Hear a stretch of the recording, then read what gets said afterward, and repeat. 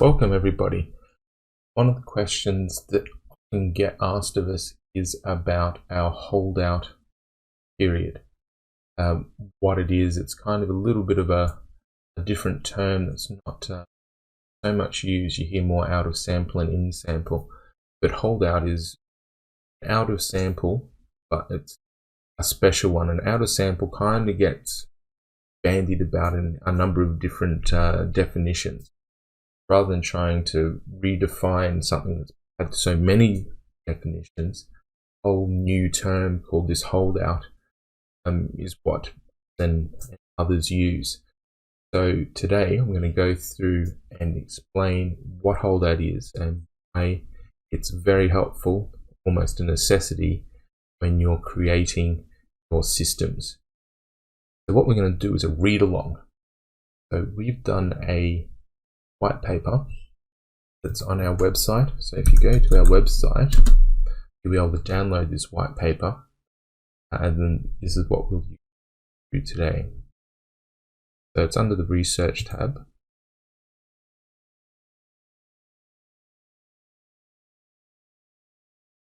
And here it is. So you can either read it online or click the download button. Up. And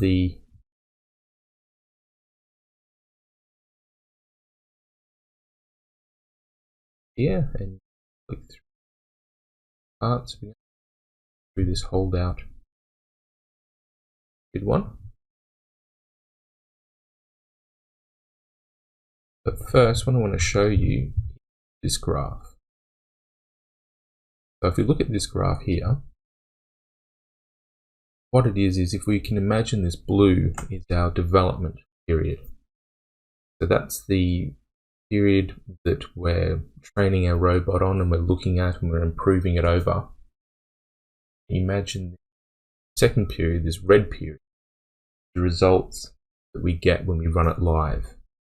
And we can see that after we put it live, results don't match what we saw before. This is what we want to avoid, and this whole white paper is about avoiding that particular problem. What the holdout period does, replicate this period with data that we already have. So what we're trying to do, pretend that we are running a demo version of our system. So for example, we've developed over this time period, which could be from 2012 to 2019, and then we hold out the last 2 or 3 years of data, so hence it's called a holdout. So we hold it out. It's never used during the whole development process, and then at the very end, as if we're putting the system live on a demo that you usually do, we're putting it effectively live on demo, except with data that we've held aside. So it's never seen it, and these are the results that we would see if being put on a demo account. And so that's what holdout is. So now that we've visualized it, come through and we'll read through the white paper. So the term holdout data, or the use of the term out of sample data, has different definitions depending on the source. Sometimes it's referred to as test data or non-training data. Other times it's mixed in with the validation data, and frequently it is referred to as out of sample data, but used in a way that's not truly out of sample. Basically all that means is there's lots of different terms that can mean different things. So to avoid the ambiguity, we refer to this single run out of sample data as holdout data. When the training model uses one period of data, then when testing the validity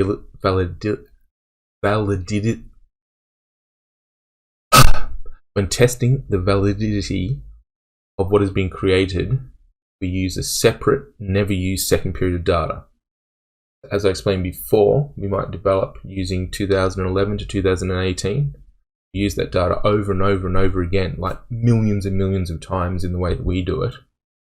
While our testing, our development, our robustness, etc., etc. And once the development and the testing has been finished, we pick the best system we've found, so the most robust, the best performing system, and then we run it once on the period 2019 to 2021 or 2022 now, and that's our holdout period. Now this test on the never seen holdout data gives a statistically unbiased estimate on how the system will perform in the future, effectively a time machine. So the system can be tested as if it's on a demo account for this holdout period. For example, more than 2 years of live demo testing can be conducted instantaneously. This result is an excellent indicator of how the system will perform going forward, especially if this holdout data statistically matches the training data. So what I mean by that is, we had this picture here before where our training data didn't match our live data. Whereas if our training data came up like this and then our holdout data continued to rise in a very similar manner, then we'd say that it's statistically similar. I've just got to find out what we were up to here. Statistically matches the training data, so it continues to rise in the same method. This consistency occurs, it demonstrates that the system is trading an underlying market pattern that should continue to occur in the market rather than noise that is just fitted to in the past. So that's the important point there. When you're using the development data, especially if you're optimizing data parameters or you're mining for systems, you'll end up settling on a system that could very well just be trading noise, or it's trading a specific kind of movement that only occurred in that period. It's not something underlying the market. So what we're doing is giving it data that it's never seen and said, well, sure, you went well on the stuff that you trained on. How have you gone on stuff that you've never ever seen before and you get one go at it? So if it's trading underlying market conditions, then it should and it must continue to perform on that data that it's never seen. Now, whatever happens in the holdout period is down to two factors. One is the underlying trading of repeatable patterns, and the second is luck. And luck can be, you can have good luck and you can have bad luck. So the longer the period, the greater the statistical significance. In a short holdout period, the system might get lucky and give better results than really should, just due to random chance. So if your holdout period is a month, it just might get lucky and get good results for that month. And alternatively, you might get unlucky and you might have bad results and you throw out a system that otherwise is good. So the length of the holdout period reduces the effect of luck on your results.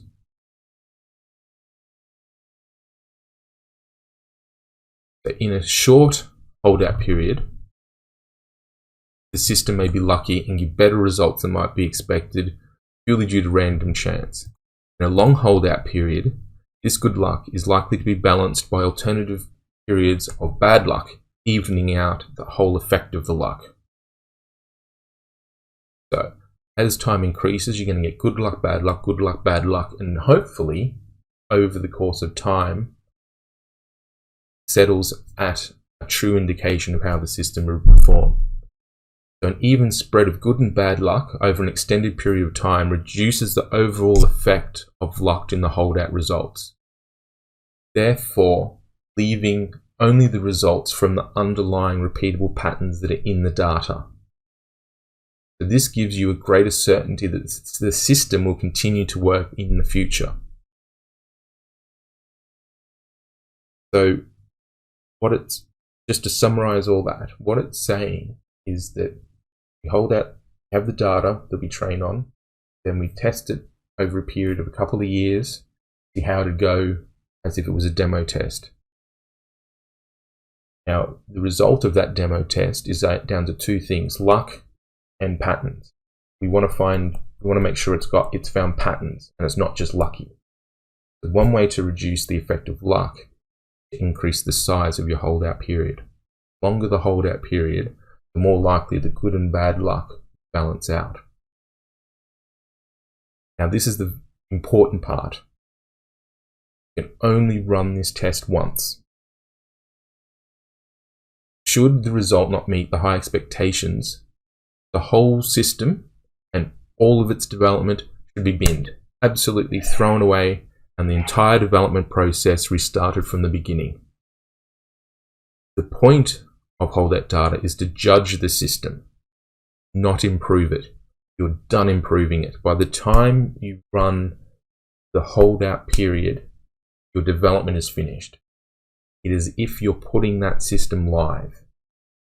And just like if you had your system and you put it live and then you spent 2 years demo testing it, you judge it on that. So you cannot take that system after you've run it on the holdout and improve it. That just ruins the holdout period. You might as well just call it training data now. You've wrecked it. So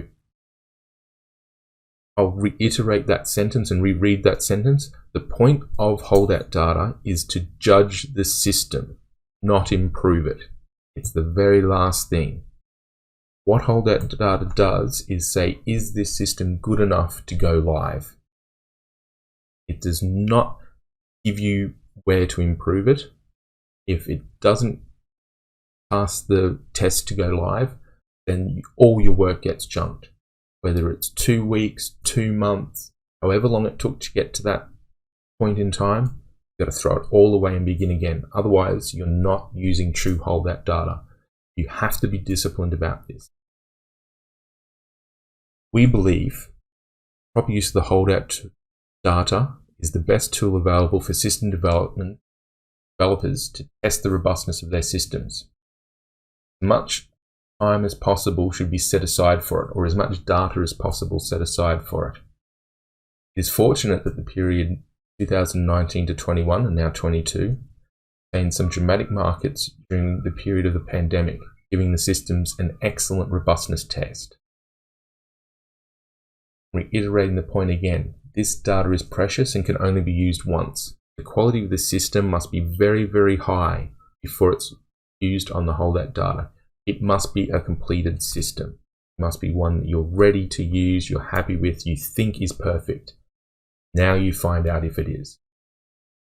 All the other tests listed in the paper should be used before holdout because you want to find your best system to test. Be sure as possible that this is the system that will work. Because there's only going to be one shot at this holdout data. Once that one shot is used, it either goes live or it goes in the bin. There's no in the middle. Everybody knows how much I love Ernest Chan. Interview with him, one of the highest viewed interviews on the Global Prime Broker channel. He's an absolute legend, and in his book he summarizes it perfectly. So I'm going to finish with this quote from Dr. Chan. The way to detect data snooping bias is well known. We should test the model on an out-of-sample data and reject a model that does not pass the out-of-sample test. But this is easier said than done. Are we really willing to give up on possibly weeks' worth of work and toss out the model completely? Few of us are blessed with such decisiveness. Many of us instead will tweak the model this way or that so that it finally performs reasonably well on both the in-sample and out-of-sample. But Viola, by doing this, we've just turned the out-of-sample data into in-sample data and basically destroyed it. Hopefully that clears up what holdout data is and how you can use it in developing your system. Get sort of like a time machine where you can pretend to demo test for 2 years If you like this video, make sure to click like, subscribe.